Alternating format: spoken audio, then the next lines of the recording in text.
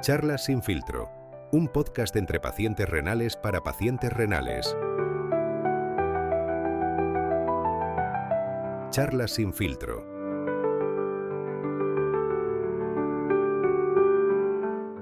Bueno, amigos, confieso que tengo una relación muy personal con mi máquina de diálisis. No sé si os pasará a vosotros. ¿Os pasa? O tenía, vamos, en este caso, ¿no? Pues la verdad es que tienes razón, porque va por fases. Es como un amigo incómodo que te traen a casa por primera vez, que ocupa mucho, que no sabes dónde instalarlo, que te da miedo, y luego al final es como una parte de tu día a día que se acaba convirtiendo, en una persona con la que más te relacionas al final a lo largo del día. Muchas veces incluso más que en mi caso, más que con tu propia familia.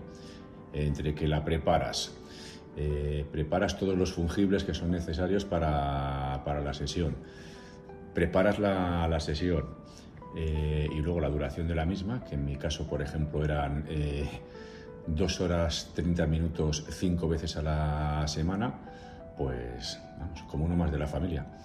Aparte que tienes el pre y el post. Luego al final en el post, que tienes en los casos de la hemodiálisis, ¿verdad, Amelia? Tienes que coagular, hacer una serie de... Hay todo un ritual. Yo, la verdad es que es verdad que al final y al principio, yo también, mea culpa, yo tengo una relación con mi máquina, ¿no? Porque claro, yo tenía una máquina que era muy parecida a las que había en sala en el hospital, pero no era el mismo modelo. O sea, era muy parecida, pero era como más, yo la veía como más estilizada, y entonces a mí me gustaba muchísimo. ¿Tú cuál tenías? ¿La de hemodiálisis? Sí, la de hemodiálisis, la grande. La grande. ¿No la que tenía el Pureflow debajo que se llama? ¿Qué va, corazón? Yo no podía utilizar los dializadores que había en la máquina pequeña, porque me daban alergia. Los cartuchos. Cartuchos, me daban alergia. Entonces me tuve que llevar la máquina grande, la que hay en el hospital, pero la mía era como un modelo, yo creo que era más moderna. Entonces yo la veía como más delgadita, más estilizada, como más para mí. De tal manera que de verdad que es que la cogí muchísimo cariño, y tuvimos una relación durante, pues estuve casi año y medio, genial. Y al final del todo me daba hasta pena. De verdad, me dio mucha pena cuando me trasplantaron el decir, es que me tengo que deshacer de ella, con lo cual ya se humanizó. Y para mí la máquina la humanicé, la incluí en mi vida, y ya no era una máquina, era una especie de androide, una cosa rara, que me encantó. Para diferenciarlo con Blanca, nosotros, Amelia y yo mismo, utilizamos la máquina de hemodiálisis, que para que la gente se haga una idea, digamos que consta como de 2 partes. Una parte inferior donde se hace el líquido. Totalmente. Que se llama el Pureflow, famoso que utilizas, 30 litros, que manda narices también lo que se necesita, y hay que prepararlo, que se tarda 24 horas en prepararlo. Y la parte de arriba, digamos que es el propio dializador en sí, en el que se coloca un cartucho en el cual tú preparas todas las conexiones para luego hacer las punciones en el brazo, en la fístula, y preparar el circuito. Es un sistema un poco distinto del que ahora os va a explicar Amelia, que utilizó otra técnica. Blanca, sí, perdón. Pero de todas maneras, perdona, Chus, mira, es que yo tampoco, o sea, tenía la misma técnica, pero no era esa máquina. O sea, es la técnica de la hemodiálisis, pero la mía era, ya te digo, la que hacemos en sala, o sea, la grandota. Con lo cual yo no tenía los 30 kilos esos que tú hablas, yo no, 30 litros no. Yo solamente tenía 2, como aquí en sala, que se ponían abajo. Y la conectabas al colector de agua, ¿no? Sí, exactamente. Yo sí que tenía una, en el baño sí que tenía que tener una especie como de centrifugadora y tal, pero no era no es el mismo método, aunque sí que es la misma técnica. Cambiaba un poquito, variaba un poquito, simplemente. Sí, bueno, pues yo, como tengo este corazón de super pop, para mí la máquina al principio empezó siendo como este ligue pesado que tienes, que te sigue a todas partes, que para ti es un plasta, que dices, ay, la máquina la veo todo el rato. O sea, está una especie de adhesión que tienes al cuerpo. Yo al principio tuve cierto rechazo. Lo primero, miedo tuve. A la máquina mucho miedo, porque claro, mi máquina era de diálisis peritoneal, Yo tenía un catéter que iba al peritoneo y lo que hacía era cambio de agua. O sea, el agua que hay en el peritoneo, ahí filtraba el suero que me metía, que creo que era sobre todo glucosa, filtraba todas las toxinas y digamos que tenía 3 fases, ¿no? Yo al revés que vosotros, yo estaba con ella 8-9 horas, pero era dormida, ¿no? O dormida o por lo menos en la cama, era por la noche siempre, ¿no? Luego hay otra peritoneal que está basada en intercambios, pero vamos, yo esa no la utilicé nunca, para mí era mucho más cómodo lo de la noche. ¿Qué pasa? Que al principio dormirte con la máquina puesta te genera un miedo, porque dices, claro, esta cuestión que dices, oye, ¿y si falla? Y esto me empieza... Porque yo usaba 12 litros de agua, que vamos, de glucosa, de suero, de solución, vamos a decir, ¿no? Y eso era un sinfín. Si la máquina no paraba a los 2,5 litros, que era lo que me tenía que infundir, yo decía, madre mía, ¿y si esto empieza a echarme 2,5 litros en el peritoneo? Reviento aquí, como en los Monty Python, ¿no? O sea, reviento. Sí, claro. Y al principio tuve mucho miedo. Y como encima tienes, claro, estás dormida, la tienes al lado y tienes toda la información, pues infusión, lo tocas un botón y te dice el tiempo que llevas, lo que te queda, porque consistía en infusión, permanencia y vaciado, ¿no? O sea, te infundía, estabas durante creo que 2 horas o 2... Eso te lo pautaba un poco el nefro, ¿no? Y luego pues ese mismo líquido salía a un bidón y te volvía a infundir otra vez líquido, estabas en permanencia X tiempo y lo volvía a sacar al bidón. Digamos, yo tenía 4 ciclos. Había gente que tendrá más, que tendrá menos, eso ya os digo que es una... Siempre te lo pautaba el nefrólogo, ¿no? Vale. Y claro, decías, ¿y si me duermo y esto no para? ¿Y si me duermo y esto no vacía? Y al principio estás muy pendiente de la máquina, ¿no? Entonces, digamos que te quita el sueño, pero no porque te produzca ningún dolor ni nada, porque es un USB lo que te pones. Tienes un catéter y lo enchufas y no tienes ningún dolor ni nada, pero claro, al principio dices, madre mía.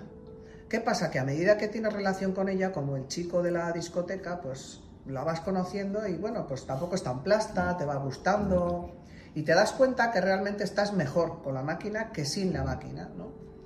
Y vas empezando a tener una relación como diciendo, bueno, vale, pues si me quieres llamar, llámame, te doy mi teléfono, ¿no? Y luego acaba siendo una relación, pues verdaderamente lo que decías tú, Amelia, o sea, una relación, un vínculo que, de hecho, yo decía, si alguna vez me pasaba o me tenía alguna licencia de algo, decía, trabaja tú, ¿no? Si te pasabas en sal o te pasabas en... Porque yo realmente... Líquido, claro, yo me pesaba antes y después, pero sobre todo por si no había filtrado todo lo que tenía que filtrar, ¿sabes? Pero yo como hacía pis, pues sí que podía beber, no tenía ningún problema, ¿no? Pero claro, yo sé que hay gente que no hace pis y el líquido es muy importante controlarlo. Lo que decía Amelia, que el otro día me lo comentó una amiga que me dijo, jo, yo no sabía que el agua pesaba, que lo comentaste tú. Sí. Y le dije a mi amiga, pues pesa todo, pesa hasta la mala leche. Y se nota, perdona. Sí. No, sí que es cierto y os habrá pasado, yo creo, que en los primeros días que empiezas a hacerla sola en casa, porque hay una preparación en el hospital en el cual te van diciendo cómo tienes que hacerlo y está supervisada por las enfermeras, ¿no?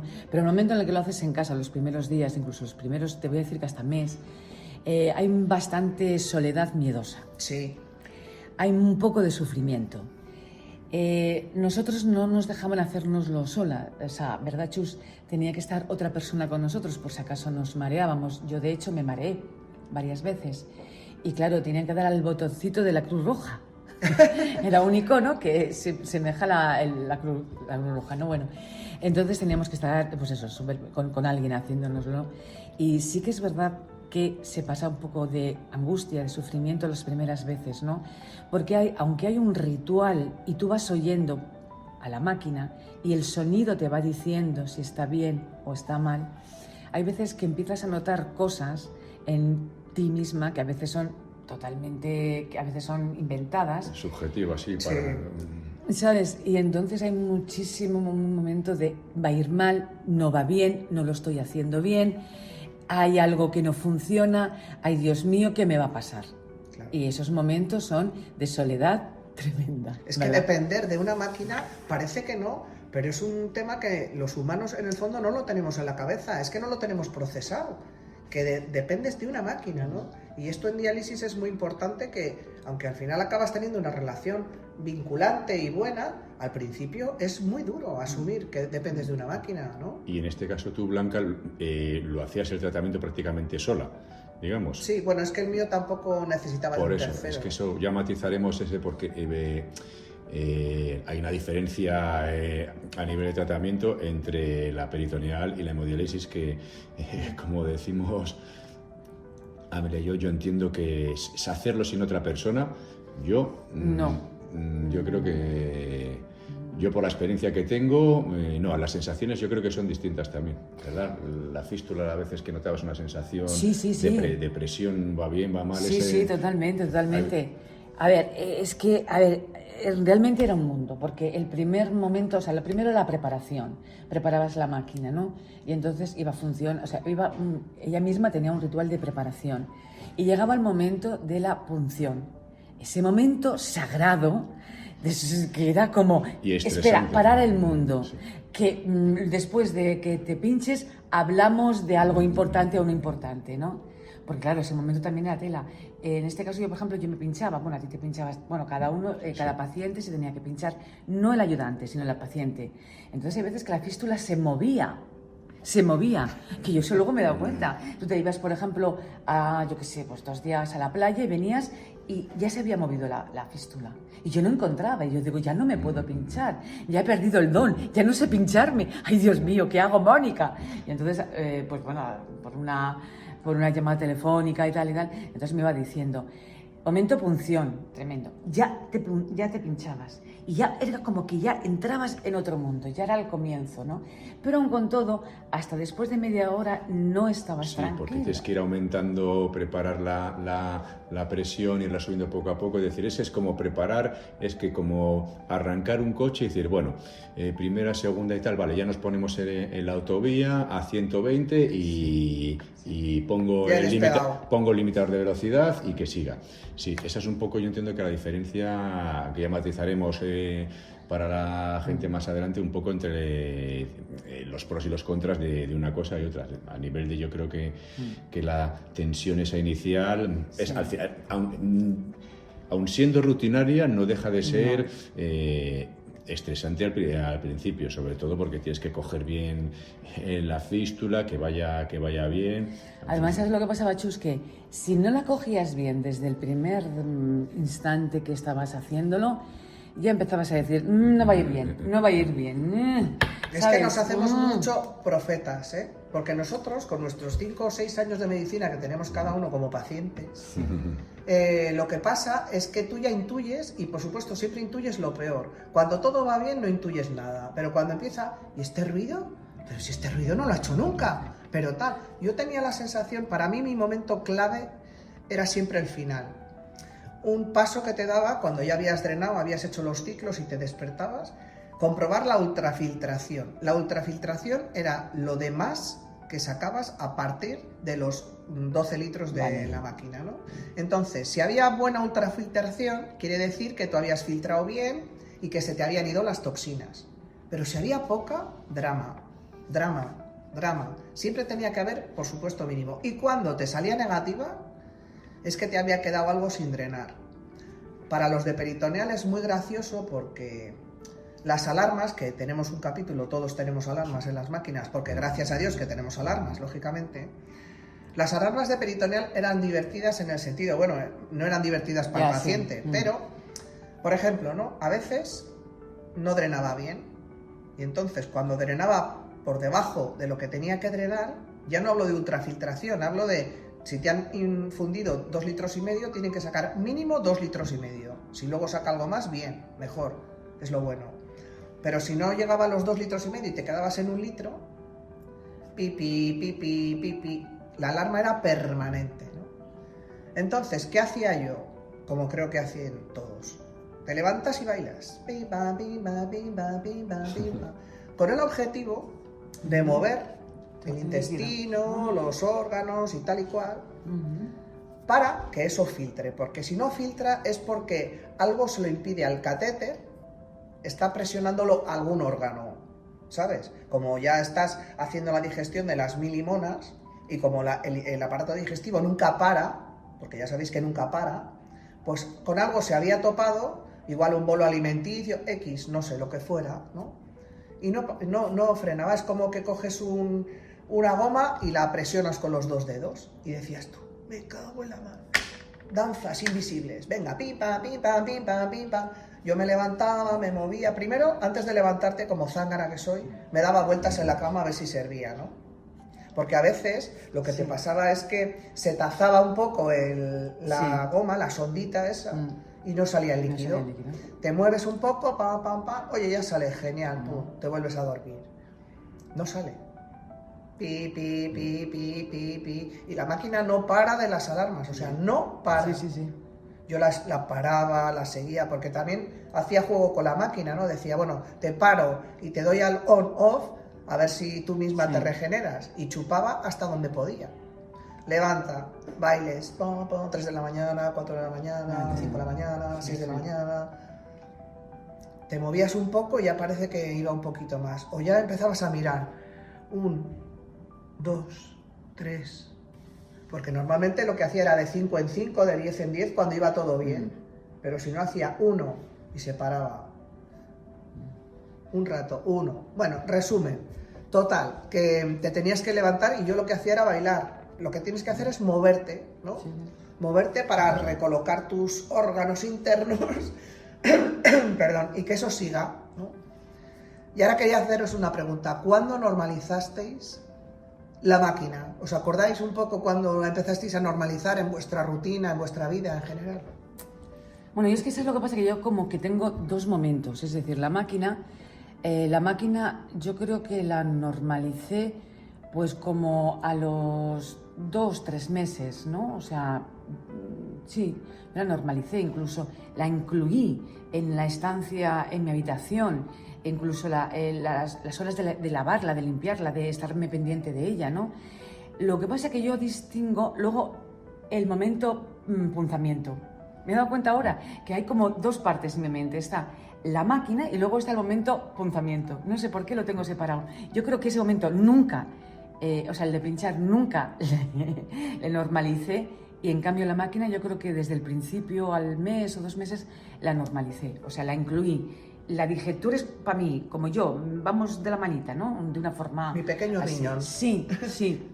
¿Y tú? Yo coincido con Ana, en este caso, al principio sí que es un poco chocante porque ocupa su espacio, es un trasto.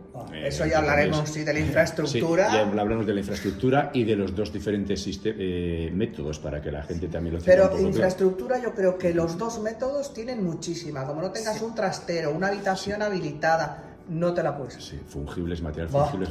Y yo, al igual que Amelia, tiene 2 partes. Yo enseguida, las 2 primeras sesiones que las hacen contigo, además salieron curiosamente bien, pues al principio el estrés y el miedo de las primeras veces, bueno, ves que me han salido las sesiones bien, porque al final lo normal hemos hecho muchas sesiones y salvo excepciones, problemas, alarmas que como en cualquier circunstancia de la vida se dan, normalmente iban las sesiones bien, pero ya lo noté en mes y pico, ya era como una parte más de la habitación. Nosotros la llamábamos nuestro amigo el fantasma, porque a veces lo cubríamos con la máquina, la cubríamos con una sábana, más que nada, pues todo pues por un poco por precaución de que no se ensuciase, de tener por higiene, igual, a veces no era. Sí, que la higiene es súper importante. Exactamente. En ambos casos, en ambas técnicas, es vital. Limpiarla continuamente, pero sí. A lo que yo creo que la diferencia con la peritoneal, y ya llegaremos en algún otro podcast a eso, es el tema punción, sí, porque no es como un USB que comentas tú, Blanca, que hay que conectarte, que claro. La punción siempre... ¿Sabes lo que pasa? Que aquí en la peritoneal el miedo que tienes es a los gérmenes que puede haber en el ambiente, ¿no? Porque claro, el mayor riesgo que tienes en peritoneal es una peritonitis, que la peritonitis... ¿Sabes? Entonces, ¿qué pasa? Que ya te dicen, el canutito para arriba, que el canutito para abajo, súper higiene, en esa habitación que no corra ni el aire, que no... En fin, ventanas cerradas, tienes una especie de protocolo previo y que eso sí que te sugestiona bastante, ¿no? Entonces, ¿cómo descubres si tienes una peritonitis? De la forma más ocurrente posible, que es mirando el líquido. El líquido siempre tiene que salir transparente, ¿no? Transparente, pero no es tan transparente que por lo menos yo en mi máquina tenía una pegatina en el bidón de desagüe y tenía que leer las letras claras. Estaba en el fondo del bidón y para que el agua estuviera transparente lo que salía, tenías que mirar hacia abajo y leer las letras. Si no las leías o estaban borrosas, malo. Mira. Y llegaba un momento que te obsesionabas tanto que decías, yo lo veo borroso. Y llamabas a alguien, ¿lo ves tú borroso? No, yo lo veo bien. ¿Lo ves bien? ¿No ves un poco la J? ¿Y sensaciones físicas? ¿No? ¿Alguna sensación? Pues sí, de llena. Sí. De llena. De que estás... Claro, es que piensa que te has metido 2,5 litros. Y 2,5 litros son 2,5 litros. Sí. Lo que pasa es que como lo haces dormida, ¿sabes? Cuando ya la normalizas de tal forma que forma parte hasta de tu sueño, ¿no? De hecho, duermes con su sonidito que es brrr. Es así un poco como el sonido de un gato. Sí. Bueno, lo estoy un poco romantizando. A nosotros nos pasaba cuando se hacía el Pure Flow. ¿Tú te acuerdas que tardaba 12 horas? Bueno, que tú es verdad que es que ya lo comentaremos. La de sala, había que preparar el líquido, que se tardaba unas 12 horas y tienes la máquina. Yo al final lo hacía preparándolo durante el día, porque si no por la noche digo, tengo aquí a... Sí.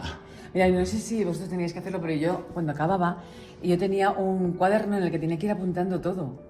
Y además ese cuaderno, o sea, esa hoja de actividad de esa sesión, luego la traíamos aquí a diálisis, ¿no? Entonces era apuntar todo.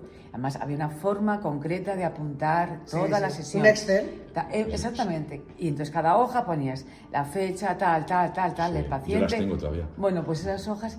Pero claro, teníamos, mi hermana las iba apuntando durante la sesión, pero al final había que terminarla. Y yo me acuerdo que mis sobrinos era al final el que acababa apuntando determinadas cosas, ¿no? La verdad que era un completo, era un completo, o sea, una liturgia. Y lo que completa, hemos aprendido, chicos, ¿cómo manejamos esas máquinas ahora? Wow.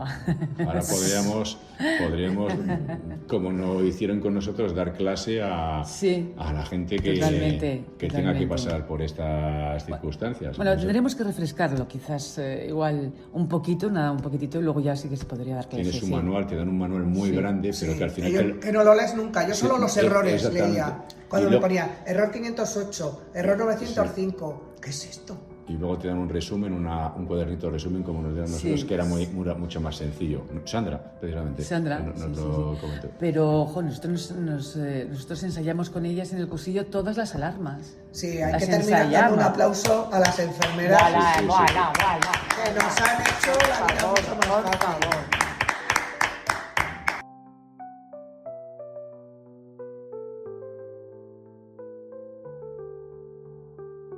Ahora la pildorita de charlas sin filtro. Bueno, pues a mí con la máquina me pasó lo siguiente. Igual que en el síndrome de Estocolmo, creo que es que echas de menos a tus secuestradores. Pues hombre, no quiero decir que mi máquina fuese una secuestradora, pero sí me tenía un poco cautiva ahí a mí, ¿no? Y es cierto que al final yo estaba súper preocupada a dónde iba a ir, ¿no? Yo le pregunté a los que cuando vinieron a quitarme la máquina y trasladarla a otro sitio, a mí me interesaba mucho, pero ¿dónde va a ir? ¿A qué enfermo? ¿A qué paciente? ¿A qué casa? ¿A qué sitio? ¿Dónde? No era como que me estaba preocupando como si fuese un familiar mío que se marcha, pero quiero saber exactamente dónde va y bueno, pues no sé, por hacerme una visita, no, bueno, pero por saberlo, simplemente por saberlo. Entonces al final sí que acaba siendo como algo, como parte tuya. Sí, eso es. Has escuchado La Pildorita.